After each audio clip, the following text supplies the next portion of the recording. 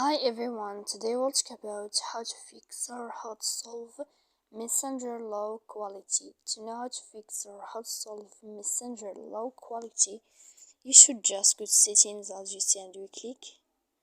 After that, in this page, we click apps, default apps, app settings. Here in this list, you will search about Messenger and you will enter. In this page here, then we click for stop and we click OK. After that, we'll enter to storage. Here we click clear cache, and in the end you can turn off your Wi-Fi. You will wait a moment and you can turn on your Wi-Fi again. As you see, then you can know how to fix Messenger low quality. So please don't forget to support us by like and subscribe. See you next time in another video, and thank you for your attention and your watching.